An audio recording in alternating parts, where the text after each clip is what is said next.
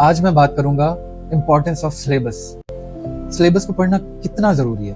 Believe me, syllabus को पढ़ना उतना जरूरी है जितना आप किताब को पढ़ते हैं। और ये रियलाइज मुझे एक पहली अटेम्प्ट देने के बाद हुआ।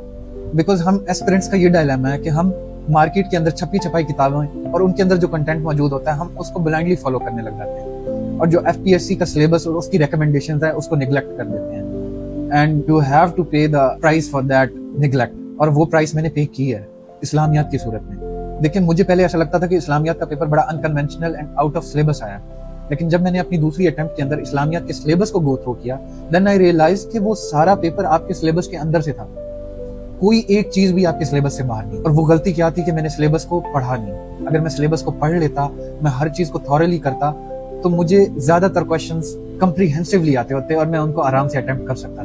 तो आज से ही अपनी आदत बनाएं, हर सब्जेक्ट को स्टार्ट करने से पहले उसका सिलेबस डाउनलोड करें, उसको थॉरली पढ़ें, हर एक टॉपिक, हर एक वर्ड के ऊपर एम्फेसिस होता है, एंड उसमें से ही आपके सवालात निकलते हैं। एंड जो दूसरी मेरी ऑब्जर्वेशन थी कि पॉलिटिकल साइंस पार्ट 2 के अंदर लोगों के नंबर कम क्यों होते हैं। एंड ट्रस्ट मी, जब मैंने पॉलिटिकल साइंस पार्ट 2 के सिलेबस को पढ़ा, आई रियलाइज्ड कि आई मेड अ मिस्टेक, और ये मिस्टेक मैं अब नहीं करूंगा। And I would suggest and I would emphasise and you must read syllabus thoroughly.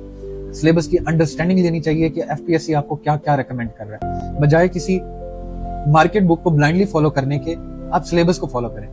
Market books FPSC के सिलेबस को कंप्रीहेंसिवली कवर नहीं करती। They just give you the data on the most repeated questions, not all the dimensions of the syllabus of the recommended books. तो अगर आपने तैयारी कर ली है तो अपने नोट्स को, अपने डाटा को आप अभी सिलेबस डाउनलोड करें, उसके साथ कंपेयर करें, और उसमें अगर कोई लूप होल्स रह गए हैं तो उसको प्रिपेयर करें। एंड ट्रस्ट मी, आपको ये बहुत ज्यादा हेल्प करेगा। एंड एग्जाम के अंदर आपको ये नहीं कहना पड़ेगा ये पेपर आउट ऑफ सिलेबस है, because nothing is out of syllabus.